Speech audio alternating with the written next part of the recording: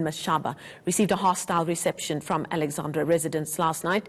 The township's shutdown had been in the spotlight for a couple of weeks now after residents' complaints over housing, service delivery and the illegal invasion of land really bubbled over. Now last week, ANC President Cyril Ramaphosa visited the area and promised residents that 1 million houses would be built. The question now is, what's next for the people of Alex? I'm very honoured to be joined in the studio by long-time residents Linda Twala and Simon Selepe, who has come all the way to our studios to tell us more about the place that they have called home for a very, very long time. Gentlemen, thank you so much for joining me this morning. We really do appreciate you coming in. Mr. Twala, you said I should start with the older of the two, yes. And that is you, Mr. Selepe. Yes, at 82 years old, you very proudly told me as you came in, yeah. Born and bred a resident of Alex, and your family's been there for a very long time. Tell us briefly about the history of your family in Alex. Well, in 1937, then I was born by Margaret, and my father also was Simon. He was quite an intelligent guy, and in 1938 he was taken for prescription. What do you call it? Prescription when this to the army. To the he was army, called up to the army. To the army during the World War, when Hitler had to be fighting the whole world, and he stayed out there until 1939 when they came back. Then I was still a young baby, little at that time. And at the age of 7 years, my mother up to then was staying all by herself and, you know, nurturing the family. And ultimately I ended up going to school at the Alexandra Catholic High School in Alexandra called Holy Cross Mission. So during that time, it was still in the British rule.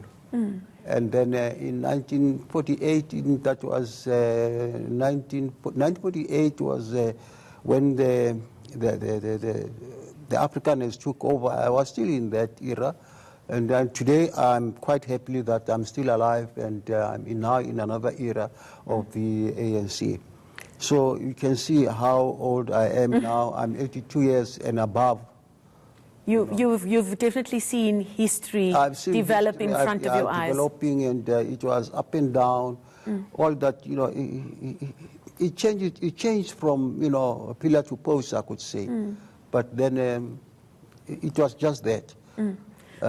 If I could bring Tata Linda in here, you were telling me earlier that your family was one of the first to settle in Alex. What did the family find there? What did they do when they settled there? My grandfather was John Ngelembanjwa. He was the first man to live in Alex in 1912. He worked for Mr. Papanfus, the man who owned Alexandra, in 1905. And then in 1912, they then settled in Alexandra. And I was born and brought up there. My mother died at the age of 100, and our family is still there, and we're still living there. And I grew up in Alex, and I schooled in Alex. And what I can say is happening today, we are not happy because whenever there were problems in Alexandra, we used to solve them by talking to each other instead of taking it to the streets. But nevertheless, the problem in Alexandra, we need land. Some years back, I was very much instrumental in the Save Alexandra party when we were saving Alexandra, when it was to be moved to other townships, because Alexandra is the mother of all the townships. We resisted, and my father was supposed to have been relocated to Meadowlands. And he said, son, you're not going there. And unfortunately, he passed on in the 70s. So what is happening now, what pains me is that we are not being given enough land. There is so much land around Alex. We also need a retirement village in the suburbs where our mothers, our grandmothers can retire in style. Now, I believe you're a founder of the Bota de Chaba Care for Aged and Disabled Persons. Yeah, I'm the founder. In fact, the work that I do, I inherited it from my mother, who died at the age of 100. And at 17th Avenue, where my house was, it was bombed by police in 1986. And 26 children were killed on that day. And 45 were killed in 1976, who were still there. And the things that I can explain further is that I want to make an invitation because, as you can see, Alexandra is 30. I was the first black to be awarded a contract of cleaning Alexandra. And that was back in the 1970s? In 1984. In the 70s and 80s, I used to do recycling, cleaning the township, recycling bottles, recycling plastics, and that led to me now trying to partner with NetCare and, yes, to recycle blankets from all the hospitals so that we can empower our women. So you would believe that, I mean, one of the main issues that this current protest is about is that people are complaining that the streets and the areas that they are living in and working in are not being cleaned. No. Whose job do you think that should be? Well, the ones that have been given the tenders, because during our times when we were cleaning the township was clean. We used to wake up early in the morning at 3, making sure that we do loud hailing, we speak to residents, we also address them and give a vigorous education drive in order to keep our township clean. Do you believe that those who are in charge, those who are in charge now and perhaps those who were in charge before have forgotten about Alex? Not all of them. I would say some have forgotten, some haven't forgotten. Because I'm saying this because there are those that are sympathetic. I've taken some of our old ladies to Cape Town, and some of them came forward to help us take them to Robben Island to go and see where their leaders were imprisoned. And in Alexandra, if you want to know Alex well, rather you drive around Alex, then you'll see the need. I want to extend an invitation to our parliamentarians just to come and spend a night or two in Alex. I tell you, things are going to change because it's unlike now.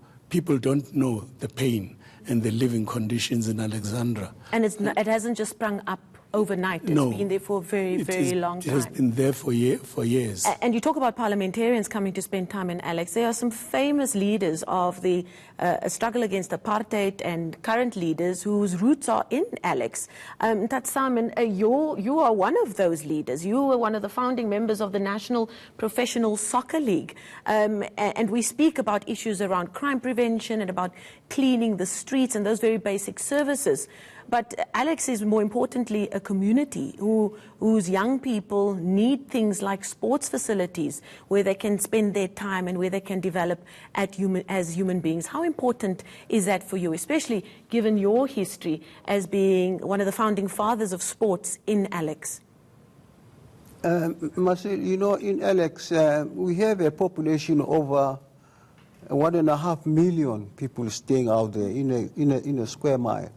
And I can tell you we had a lot of families out there that, you know, like if you look at the schools, we have about millions of little children out there going to school and overcrowded. And when they come, even when they come back from school, you can even see in the street yourself, if you tell you can go today. You find that, you know, they are just, you know, belligerent type of little children, hungry, going back to homes where they don't have most probably a good house, like having to have homeworks and all that. They don't have all those facilities. We've got only about one library which they're trying to use. For over 1 million people? Yeah, over 1 million people. And then football-wise, sports-wise, Alexandra was one of the best, you know, places that you could get, you know, people, you know, in sports. Like we had football, we had tennis, we had boxing, we had karate, we had all those little sports, you know, taking place in Alexandra, which I was involved. I was involved in soccer, I was involved with karate, I was involved with tennis. But it was a thriving sports where are those community. things, especially, you know, they would upgrow these little children out there, take them to gyms, take them to, you know, to training places, and but now today there's only one sport, what I'd call the sports center, which is now football. Facilities. Yeah, we have the Alexandra Stadium that is falling down. We have said, I think about 3 months ago with the council, and the council do nothing about it. There was money, you know, that was taken out to improve football in Alexandra, but then we don't know what had happened. You know, money is just being used and it never reaches us. And then when I resigned in very early in the years, when I was given a pension out from the now called the PSL, I went home and I worked for, you know, an old age home there as an ordinary person that, you know, giving it out freely. And then I also took up the pension out there. Then while I was on pension, I saw this thing happening in Alexandra. It was all dirty, children running around in the street, not knowing where they are doing after school or their homeworks, hungry little tots. And I was really perturbed about that.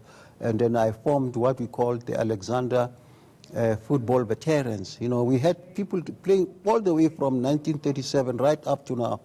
We have people like myself, whom I used to play for a team, and I was a referee out there. And what position did you play? I was playing. I was a goalkeeper. When I was a very, very good goalkeeper. I'm sure you were. I'm sure you were. I worked for football. Well, it was still in the old ages of the South African Bantu Football Association, and then it split it up to the South African National Football Association. Then I was also now taken out to work for the South African Football Association, which is the now that is. So your football roots are deep, and your understanding of how important sports, and indeed, as Mr. Twala said, now recreation is needed, must be seen as part and parcel of how important those basic services are in Alexandra. Gentlemen, I could literally sit and listen to your stories for hours, but unfortunately, we have run out of time. I've got one other point, you know, now Very quickly, please. Go ahead. I've taken the position that of forming the football now that is called Alexandra Football Veterans. All the people that were playing for football during the time from 1936 when football was, you know, established in Alexandra, we have made up a consolidation with this guys who are now, some of them are old, some of them are crippled, some of them are sick, and I've made up a team, or maybe a veterans association, where they can come up together, sit and talk about it, and have lunch and do other things. That's and great. Try to help those that are young. Like when I was helped, you know, when I was growing up, there were people that were helping us. And give them the to come guidance up. and the mentorship that they possibly now we don't need. have all that. Okay. You know, we need a sponsor somehow like that who can help us take these little kids out of the street. Well, hopefully somebody will hear your call. And to take our senior citizens to Cape Town. Yes. Just for a trip of a lifetime. Of course. Because we are who we are today because of them. Absolutely, absolutely agreed. Gentlemen, thank you so much. Mr. Simon Selepe and Mr. Linda Twala, residents of Alex, and very proud to be from Alexandra Township. Thank you so much for your time this morning. Thank you. I really do appreciate it. Thank you for having us, Marcel. Now let's shift gears.